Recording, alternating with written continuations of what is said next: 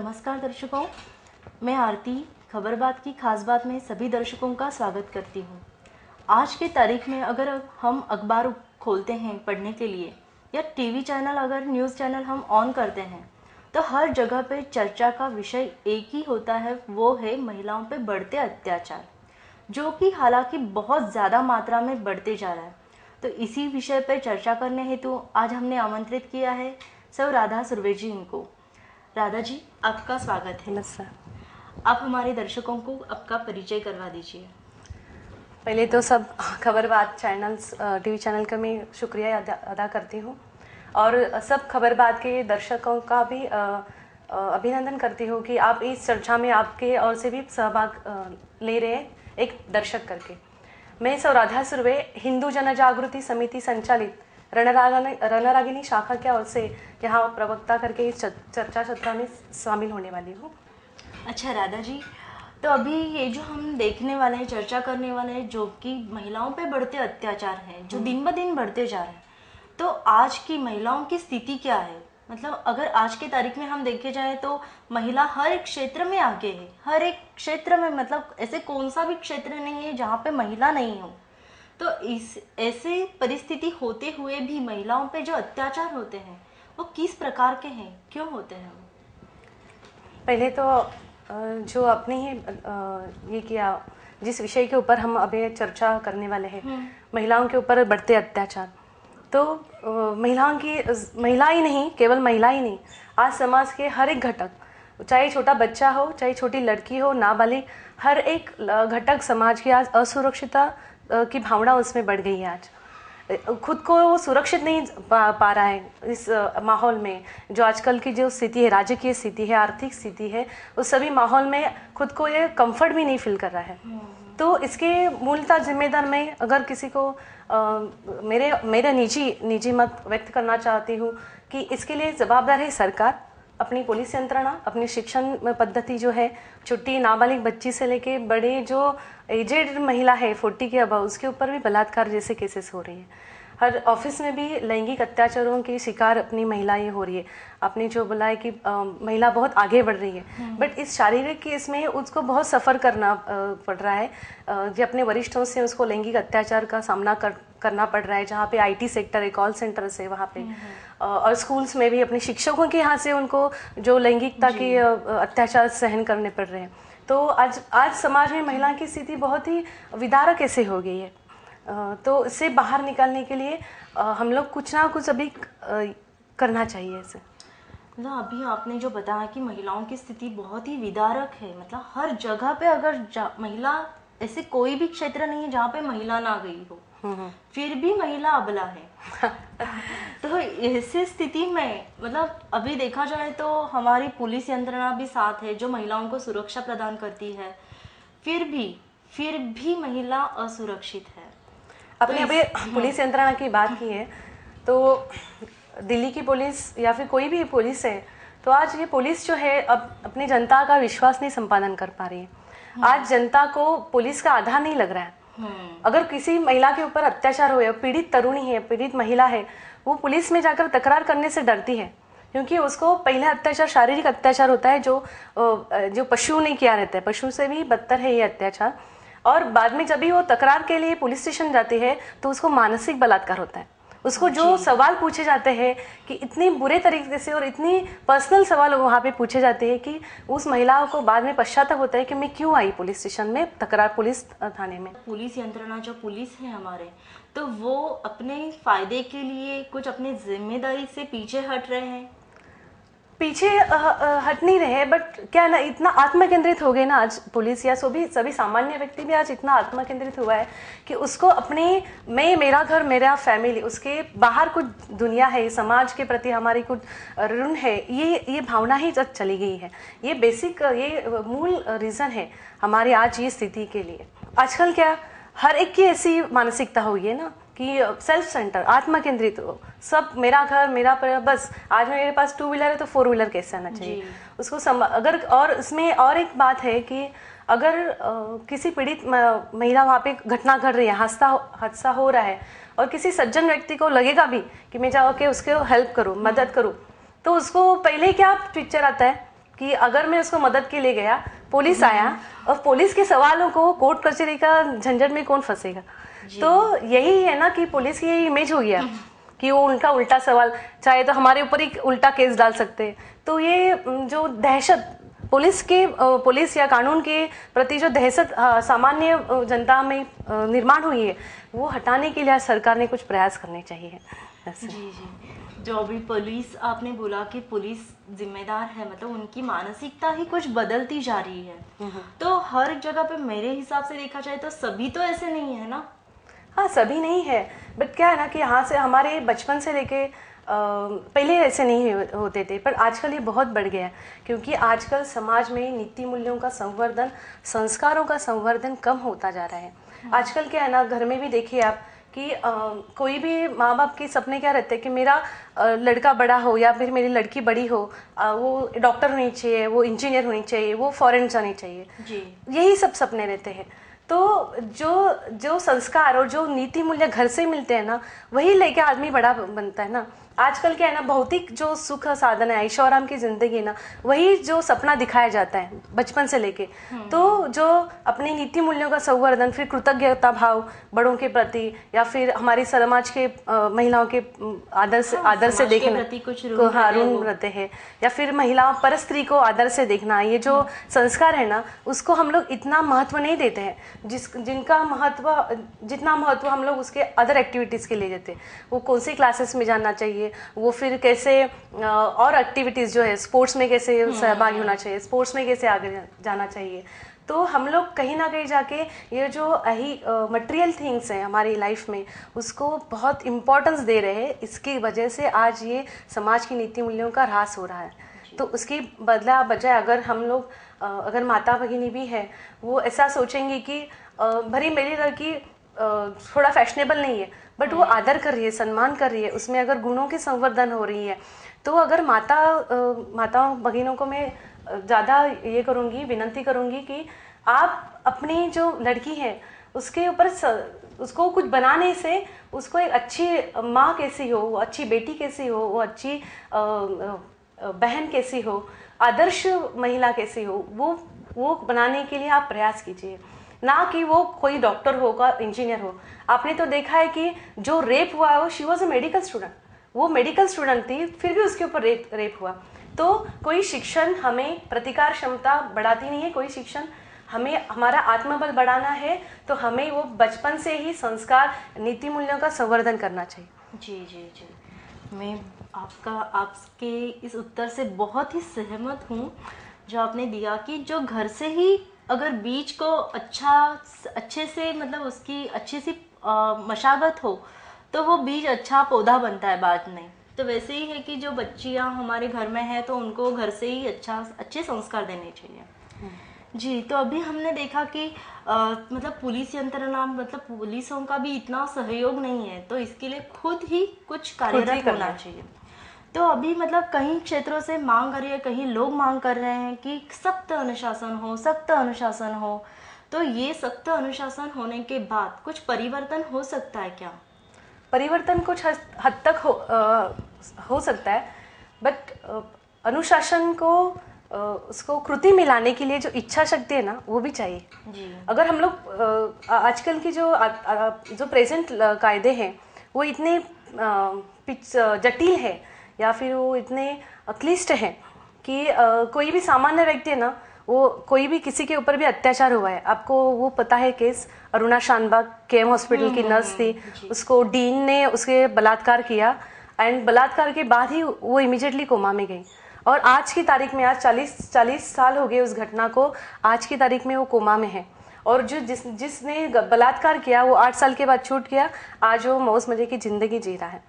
तो जो कानून है वो इतने सीधे सरल चाहिए और इतने कड़क चाहिए कि गुनहगार को, जो मैंने पहले बताया कि सामान्य व्यक्ति को पहले आता है कि मुझे क्या कोर्ट कचहरी करनी पड़ेगी, तो गुनहगार को यहाँ पे ऐसा आना चाहिए कि मुझे क्या अनुशासन होगा। इतना कड़क अनुशासन अगर हम आज सरकार इच्छा करती है कड़क अनुशासन लाने की और उसको कृति में लाने की, तो ही ये परिवर्तन हो सकता है। केवल कड़क कायदे पेपर कागज के ऊपर बनाने से ये स्थिति बदलने वाली नहीं है।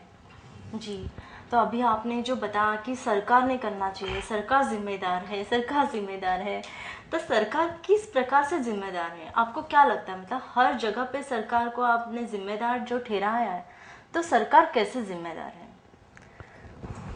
आपको तो एक गीता में भी भगवान श्री कृष्ण जी ने एक वचन बोला है, राजा कालस्य कारणम। तो आज जो प्रजा की या हमारी जो स्थिति है उसके लिए हमारे राज्यकर्ता ही जवाबदार है, उसके लिए जिम्मेदार है।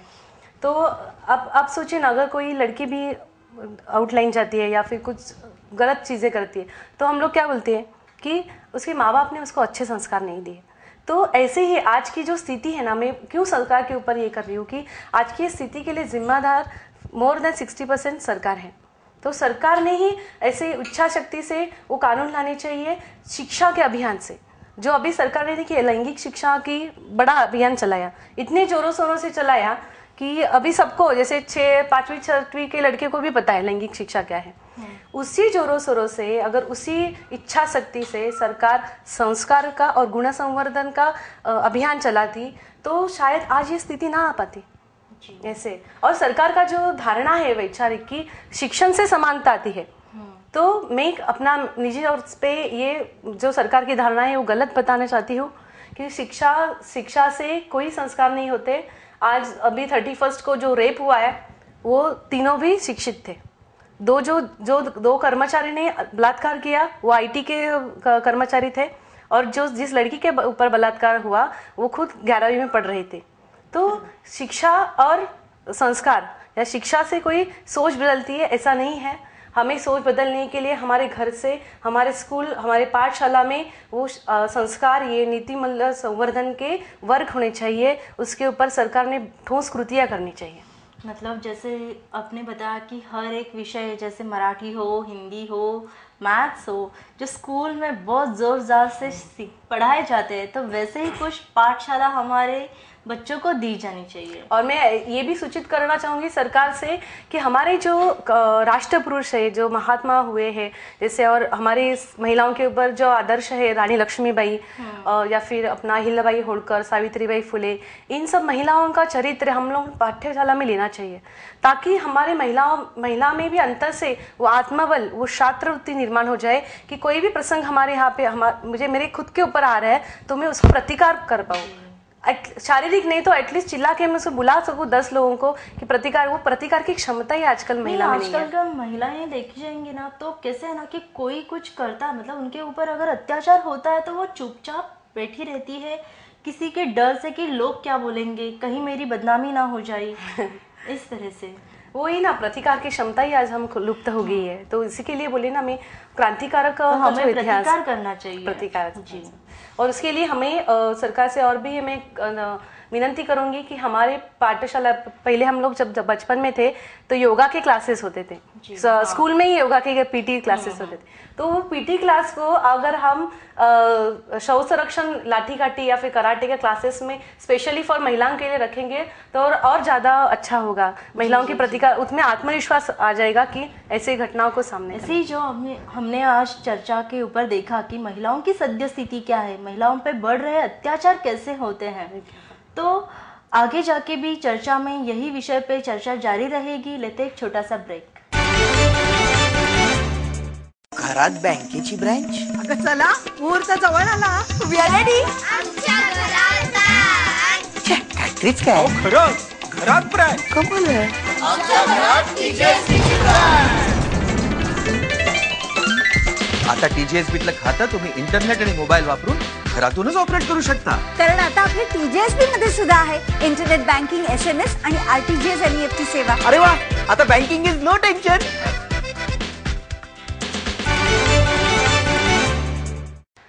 खबर बात की खास बात में सभी का फिर से एक बार स्वागत। राधा जी, मैं पूछना चाहती हूँ, मतलब अभी हम चर्चा कर रहे थे महिलाओं पे बढ़ते अत्याचार, तो चर्चा करते करते मेरे दिमाग में, मतलब मुझे ख्याल आया कि जो आजकल प्रसिद्धि माध्यम है, जैसे कि फिल्में हैं, विज्ञापन है, न्यूज़ चैनल्स है, तो इनकी भूमिका क्या है और क्या होनी चाहिए? इसका कुछ प्रभाव है क्या अपने इस अत्याचारों के ऊपर? है ना, बहुत बड़ा रोल ये जो प्रसार माध्यम है वो निभा रही है आजकल। एक जो प्लस पॉइंट है प्रसार माध्यम का कि अभी जो घटना घटी है दिल्ली में, उनको प्रसार माध्यम में इतना जन जागृति किया प्रसार माध्यमों के माध्यम से कि आज ये आंदोलन जो चल रहा है वो जन जागृति के लिए प्रसार माध्यम का मैं अभिनंदन करना चाहती हूँ कि उन्होंने ये जन जागरण की भूमिका ली है। ये बहुत ही अच्छा है। बट दूसरी जो बाजू है प्रसार माध्यमों की, जो कमर्शियल हो गया अभी, जो पैसा कमाना है, सिर्फ किसी भी माध्यम से पैसा कमाना है, चाहे वो विज्ञापन है। आप तो मैंने तो अभ्यास किया है कि कोई भी विज्ञापन है जिस विज्ञापन में महिला का कोई भी रिलेशन नहीं है। अभी मैं पुणे में गई थी, यहाँ पे तो एक बड़ा होर्डिंग लगा हुआ था जहाँ पे शर्ट की एडवर्टाइज थी, सिर्फ कोई शर्ट की नई क्वालिटी निकली है कुछ, तो वहाँ पे कैसे दिखाया था कि एक शर्ट के ऊपर 2 शर्ट फ्री, और उसके नीचे ही वो होर्डिंग में नीचे ही एक लड़का दिखाया और 2 लड़कियां दिखाए। तो क्या जताना चाहते हैं वो विज्ञापन से माध्यम से क्या जताना चाहते हैं, जिस शर्ट का और महिलाओं का क्या संबंध है। फिर भी वो हर एक कोई भी चीज है, कोई भी विज्ञापन, छोटी पेन का एडवर्टाइज है, उसमें भी आप महिलाओं को इस्तेमाल कर रहे।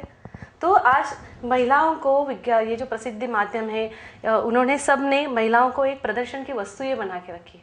ये आज बहुत ही बोलते हैं विदारक स्थिति है महिलाओं की। और हमारे जो सेंसर बोर्ड है वो भी क्या कर रहे हैं, मुझे लगता है सेंसर बोर्ड भी वो परीक्षक के कुर्सी में बैठ के वो सब मजा ले रहे जी। इसके लिए रणरागिनी शाखा के ओर से सोलापुर में जब वो चित्रपट आया था जोगवा, जिसमें किसिंग का सीन बहुत ही डीपली दिखाया था, उसके लिए हम लोगों ने महिलाओं ने आंदोलन किया था। फिर बाद में उस पिक्चर में उस चित्रपट से वो सीन निकाला था। तो ऐसे अश्लीलता विरोध आंदोलन हर एक महिला जो संगठन है या फिर मानवाधिकार संगठन है, उन्होंने भी हाथ में लेना चाहिए, ताकि महिलाओं के ऊपर जो महिलाओं को जो दिखाया जाता है ना, जिस तरीके से विज्ञापन में या कोई भी किसी तरह, अगर होटल में भी जाए भी तो भी कैसे पेश आती है महिलाएं, अगर रिसेप्शन भी है तो भी उसको ड्रेस कोड है, वो मिनी स्कर्ट है, वो डीप ये है अपना कोट है, तो क्या जताना है, क्या साड़ी में वो रिसेप्शन नहीं कर सकती है। तो ये जो है ना, ये कहीं ना कहीं रोकना चाहिए। महिलाओं की जो आज हमारे प्रतिमा बनाई है कि वो प्रदर्शन की वस्तु है, उसको जितने कम से कम कपड़े में, उसने कम से कम कपड़े में उसको पब्लिश किया जाए, वो बदलना चाहिए, वो कम होना चाहिए। ये मैं सलाह दूंगी स्पेशली प्रसिद्ध माध्यमों को। और दूसरी चीज़ है कि सरकार ने भी जो सेंसर बोर्ड बिठाया है कि जो कमेटी कंट्रोलिंग, उसको जो अंकुश लगाते हैं, उतना अंकुश लग नहीं रहा है। इसके लिए जिस जैसे पिक्चर अभी रिलीज हुई, आपने उसका पोस्टर तो हम लोग देख नहीं सकते, हम एक महिला करके वो पोस्टर हम नहीं देख सकते। और वो पोस्टर तो आगे की बात है, घर में भी टीवी चैनल से एक सिंगल विज्ञापन हम लोग नहीं देख सकते। पहले परिवार के साथ देखे जाने वाले प्रोग्राम्स बहुत ही कम होते जा रहे हैं। और अगर आजकल की सीरियल्स भी देखिए ना, एक जमाने में सीरियल्स थी, दामिनी जैसी सीरियल्स थी, जो अन्याय के खिलाफ लड़ने की आदर्श थी। और आजकल कौन सी सीरियल देती है कि हर एक सीरियल में पति का बाहर के साथ है, पत्नी का और दूसरी के साथ है। तो समाज व्यवस्था, जो हमारे कुटुंब व्यवस्था, वही दिखाती नहीं है। तो हर एक, और जो महिला देखने वाली जो दर्शक महिला है, वो भी ऐसे ही सोचती ना फिर कि क्या संस्कार होंगे उन बच्चों के ऊपर जो सीरियल देख रहे हैं, उनके ऊपर क्या संस्कार होंगे। आजकल तो यही वर्ग, मतलब महिला वर्ग ही ज्यादा से ज्यादा प्रायोरिटी से ये सब देखते जा रहे हैं। तो मतलब अगर 7 बजा तो नहीं मेरी सीरियल आ रही है तो नहीं, मैं बाकी सब छोड़ के वो चैनल पे देखूंगी। हाँ, ये बहुत चिंताजनक बात है कि आजकल महिला भी सीरियल्स की एडिक्ट हो गई है। तो और वो सीरियल्स, टीवी देखना बुरा नहीं है, बट क्या देखना चाहिए, क्या लेना चाहिए, ये समझ आज समाज में नहीं है, क्योंकि वो दिशा ही नहीं है ना समाज को क्या होना चाहिए। इसके लिए मैं प्रसिद्ध माध्यमों से खास विनंती करूंगी कि आप अपने चैनल, अपना जो है नीति, अपनी सीमा रखिए, तैयार फिक्स कीजिए, और उस हद तक ही आप महिलाओं का प्रदर्शन कीजिए। और महिलाओं को एक आदर्श जो प्रतिमा है वो बना में आपकी सहयोग बहुत आवश्यक है, आपका सहयोग, खास करके मीडिया, खबर बात वालों को तो वो एक फर्स्ट स्टेप लिया है यहाँ पे आज वो विषय रख के। तो खबर बात का तो मैं पहला अभिनंदन करूंगी कि इस विषय को कहीं ना कहीं जाके बोलते हैं ना, एक भड़ास जो है लोगों की, वो निकालने में वो सहयोग कर रहे हैं। हमेशा ही सही राह दिखाती है, तो उसमें कोई भी दिक्कत नहीं है। पर मैं दर्शकों को इतना ज़रूर बोलना चाहूँगी कि हम क्या पसंद करते हैं, क्या करना चाहिए, क्या पसंद करना चाहिए, टीआरपी कितना किसको देना चाहिए, वो भी हमें सोचना चाहिए। तो जो सीरियल्स है वो ज़रूर देखें, पर उसमें से क्या लेना चाहिए, अपने बच्चों को क्या सीख देनी चाहिए, वो भी हमें सोचना चाहिए थोड़ा। सही बात। जी, तो अभी हमने जो देखा, मतलब इतना सब चर्चा किया डिटेल में, तो इसके ऊपर मुझे तो ऐसे लगता है कि जैसे हम देखा जाए तो मीडिया मतलब क्षेत्र ही इतने बड़े बड़े हैं कि जिसमें एक अकेली व्यक्ति तो कुछ नहीं कर सकती। तो इसकी सीख मतलब ये कैसे हम बदलाव कर सकते हैं? आपने अभी एकदम मुंह में हाथ डाला है। से फर्स्टली तो हमारी आजकल जो धारणा बन गई है विचारों की कि अगर ज़्यादा पढ़े या फिर वेस्टर्नाइज कल्चर, जो पाश्चात्य संस्कृति का हम लोग जो स्वीकार कर रहे हैं, वो हमारी धारणा पहले निकालनी चाहिए। जब अंग्रेज ने यहाँ पे छोड़ के गए तो उन्होंने मैकॉले शिक्षण पद्धति है, जो मैकॉले, हाँ, वो यहाँ पे इम्प्लीट करके गए, जाते जाते वो छोड़ के गए वो शिक्षा पद्धति, और वही शिक्षा पद्धति आज हम स्वीकार के उसके अनुसार जो बोलते हैं ना अनुरूप कर रहे हैं उसके, जैसे कॉन्वेंट स्कूल है या फिर जो दूसरे स्कूल्स हैं कि जहाँ पे लड़कियों को समानता के लिए पैंट टी शर्ट ऐसे ड्रेस कोड रहता है स्कूल में। तो मेरा सवाल है, जहाँ पे भगवान ने विभिन्नता बनाई है, भगवान ने ही विषमता ही शारीरिक दृष्टि से या फिर बौद्धिक या फिर स्पिरिचुअल दृष्टि से हर एक अंग से भगवान ने ही विभिन्नता बनाई है, तो क्या सिर्फ शर्ट पैंट डाल के हम लोग वो समान लेवल पे आ सकते? नहीं आ सकते। ये जो हमारे ऊपर जो भूत सवार है ना, पाश्चात्य कल्चर, पाश्चात्य मॉडर्नाइजेशन, वो भूत हमें उतारना चाहिए। और दूसरी चीज़ है कि आज गंभीरता सोचने की बात है, जो मैकॉले शिक्षण पद्धति जो इंग्लैंड से आई हुई है, अंग्रेजों की हम लोगों ने अडॉप्ट की है जो, तो उसमें कितनी त्रुटियां हैं। आज इंग्लैंड में 50 से ज़्यादा % लावारिस बच्चे हैं वहाँ पे, जिनका बोझ सरकार वहाँ के उठा रही है, जिनके माँ बाप का पता नहीं है, जो कहाँ पे, जैसे बोलते हैं ना, यहाँ ऐसे हॉस्पिटल्स में ग्रेड डाली जाते हैं होने के बाद। तो ऐसी समस्या आज वो इंग्लैंड जैसे जो देश है वो फेस कर रहा है, वो समस्या को सामना कर रहा है, जो वो शिक्षण पद्धति हमारे यहाँ पे छोड़ के गए। तो कुछ सालों के बाद अगर हम लोग यही शिक्षा पद्धति हम फॉलो करते रहे, उसका ही हम लोग बोलते हैं ना ब्लाइंडली फॉलो करते रहे, तो इंग्लैंड जैसे 50 क्या मैं बोलते 10 सालों में 80% हमारे यहाँ पे लावारिस बच्चे पैदा होंगे, क्योंकि वहाँ पे कुटुंब व्यवस्था बनाने के लिए कोई भी ऐसे ठोस कृतियाँ सरकार नहीं ले रही है, ना घर से हो रही है ना समाज से हो रही है, और ऐसे शिक्षा पद्धति से तो ऐसे ही होने वाला है। तो एक्चुअली यहाँ पे मैं पाल्यों से विनती करना चाहूँगी, दर्शकों से, माँ पिता भाई बहन सबसे, कि अगर आपका कोई भी छोटा बच्चा है, वो अगर साइबर कैफ़े में बार बार जा रहा है या फिर अपने घर में ही इंटरनेट पे बार बार फेसबुक ओपन कर रहा है, तो आप उसको अंकुश रखें कि वो कौन सी साइट देखता है, क्या देखता है, उससे क्या लेता है। ये जो विज्ञापन जो बोलते हैं ना, हम लोग अभी बहुत आगे जा चुके हैं, हम लोग डेवलपिंग कंट्री है, विकसनशील देश है, बट इसके दुरुपयोग भी हो रहे हैं यहाँ पे जी। आपको तो पता है अभी साइबर कैफे में कम उम्र के बच्चे ज़्यादा उम्र बता के वो रजिस्टर करते हैं खुद को, फिर वो, और साइबर कैफे में कहा है पे बंधन नहीं है, मैंने जो बोला सेंसर बोर्ड कुछ काम का नहीं है उसके बारे में, और ना ही कोई ऐसे कानून है कि साइबर कैफे में ये बैन होना चाहिए, और है भी तो भी वो इतना ये नहीं होता है घुसखोरों की वजह से। तो हमारे पालनों के ऊपर हम लोगों ने कंट्रोल रखना चाहिए, हम लोगों ने अंकुश रखना चाहिए, कहाँ जा रहा है बच्चा, क्या देख रहा है, उसकी अभी चैनल्स कौन सा देख रहा है। तो पालकों ने, माँ ने स्पेशली और पिताजी ने सतर्क रहना चाहिए कि हमारे बच्चों की जो सोच कहाँ जा रही है, हम लोग को उसको चेक करना है राइट टाइम, और हम लोग को उसको जो भी है संस्कार है, जो काउंसलिंग करना चाहिए या फिर कुछ भी हमारे बच्चों के ऊपर वो करना चाहिए, कि ताकि वो मेरा बच्चा उस जो ट्रेंड चल रही है जो पाश्चात्यों की, उससे बाहर आए और एक अच्छा देश का नागरिक बने, बड़ों के प्रति जो कृतज्ञ बने, या फिर जो बोलते हैं ना कि पहले हमारे स्कूल में भी प्रतिज्ञा ली जाती थी, आजकल भी लेती है, बट अभी तो प्रतिज्ञा का कोई ये नहीं करता है। तो ये प्रतिज्ञा है वो सच्ची में वो जिए अपने लाइफ में, ऐसे बच्चे मेरा बच्चा ऐसे कैसे हो, इसकी सोच चाहिए।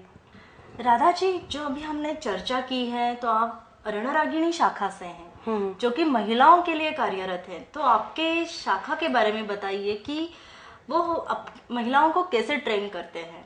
हाँ, मुझे आनंद होगा ये बताने में कि हिंदू जन जागृति समिति के ओर से संचालित जो रणरागिणी शाखा है, उस शाखा में महिलाओं का संगठन, जो बोलते हैं ना आज प्रतिकार करने के लिए हमने महिलाओं में संगठन होना बहुत आवश्यक है।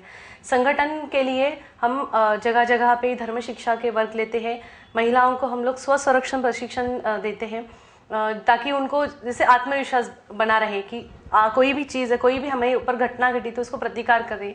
उसके अलावा हम लोग जो अभी लास्ट हमारा जो पॉइंट था कि घर से ही वो शिक्षा मिलनी चाहिए, तो घर से ही एक माँ करके मेरे बच्चे के ऊपर, मेरी लड़कियों के ऊपर, मेरे लड़के के ऊपर कैसे अच्छे संस्कार हो, इसके लिए हम लोग 100 से भी ज़्यादा हमारी धर्म शिक्षा की सीरीज़ है जो बताती है कि अगर कोई भी अभी अब वैलेंटाइंस डे है तो वो वैलेंटाइंस डे कैसे गलत है, उससे क्या दुष्परिणाम होते हैं हमारे समाज के ऊपर। फिर उसके अलावा उसके बजाय हम लोग माता पिता दिन कैसे कर सकते हैं, वो सब जो धर्म शिक्षा की है, धर्म शिक्षा के माध्यम से टीवी चैनल्स पे दिखाते हैं, केबल्स पे दिखाते हैं वो धर्म शिक्षा की सीढ़ियाँ। और उसके अलावा जो भी आंदोलन, मैंने पहले भी आपको बताया कि जहाँ भी अश्लीलता रोको आंदोलन हम करते हैं, आगे जाके भी रणरागिनी की ओर से अश्लीलता रोको आंदोलन होने वाला है।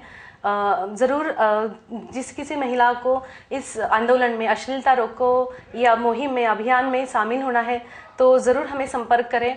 और तीसरी चीज़ है कि जो सरकार को भी हम लोग निवेदन देते हैं, जहाँ जहाँ भी ये गलत हो रहा है, जैसे पोस्टर्स है जहाँ महिलाओं को बहुत ही बुरी तरह से दिखाया गया, अश्लीलता से दिखाया गया, वहाँ पे भी हम लोग सरकार को निवेदन देते हैं, पुलिस आयुक्त सबको, कि ये पोस्टर्स आप हटाइए। तो उस मुहिम में भी आप उस अभियान में भी आप आ सकते हैं, शामिल हो सकते हैं।